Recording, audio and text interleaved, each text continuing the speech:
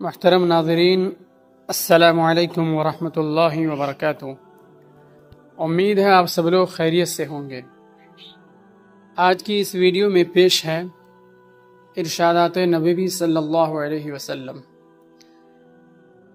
محترم ناظرین، اللہ کے بندوں میں بہترین بندے وہ ہیں کہ جب ان کو دیکھا جائے تو خدا یاد آ جائے، اور خدا کے بندوں میں بدترین بندے وہ ہیں جو ادھر ادھر کی چغلیاں لگاتے پھرتے، دوستوں میں جدائی ڈلواتے اور پاک لوگوں پر تہمت لگاتے ہیں۔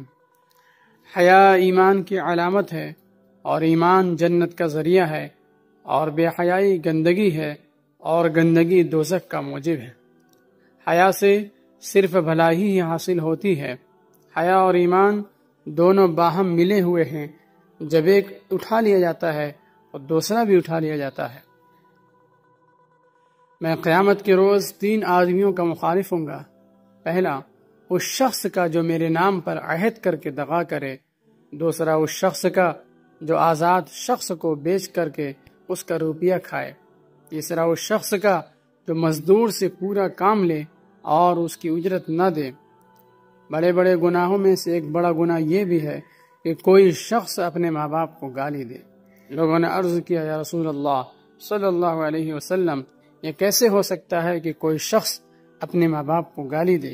حضور صلی اللہ علیہ وسلم نے فرمایا، ہاں، یہ اس طرح ممکن ہے کہ دوسرے کے باپ کو کوئی گالی دے اور وہ جواب میں اس کے باپ کو گالی دے۔ جو شخص یہ چاہتا ہے کہ اس کی روزی میں کشادگی ہو اور اس کی عمر میں زیادتی ہو، تو اسے چاہیے کہ وہ رشتہ داروں کے ساتھ نیک سلوک کرے۔ جس شخص نے شہرت کے خیال سے کوئی کپڑا پہنا، قیامت کے دن اللہ تعالیٰ اس کو ذلت اور رسوائی کا لباس پہنائے گا۔ اپنے مہمان کے ساتھ دروازے تک جانا لازم ہے۔ تم میں بہتر وہ ہے جو دنیا کے لیے اپنے دین کو نہ چھوڑے اور نہ دنیا کو آخرت کی وجہ سے، اور لوگوں پر بوجھ نہ ہو، اپنے خیرات کا بوجھ دوسروں پر نہ ڈالے۔ بدگمانی سے بچو کہ بدگمانی بڑی جھوٹی بات ہے، اور کسی کی بات چھپ کر نہ سنا کرو، اور کسی کے عیب کی جستجو نہ کیا کرو۔ مسلمانوں کے راستے سے تکلیف اور ٹھوکر کی چیز ہٹا دیا کرو۔ تم میں سے ہر شخص اپنے بھائی کے لیے آئینہ ہے، سو اگر اس میں کوئی بری بات دکھائی دے تو اسے دور کر دینے چاہیے۔ مسلمانوں کی باہمی محبت اور شفقت کی مثال ایک جسم کی سی ہے کہ جب جسم کا کوئی حصہ تکلیف میں ہوتا ہے تو سارا جسم بخار اور بے خوابی میں مبتلا ہو جاتا ہے۔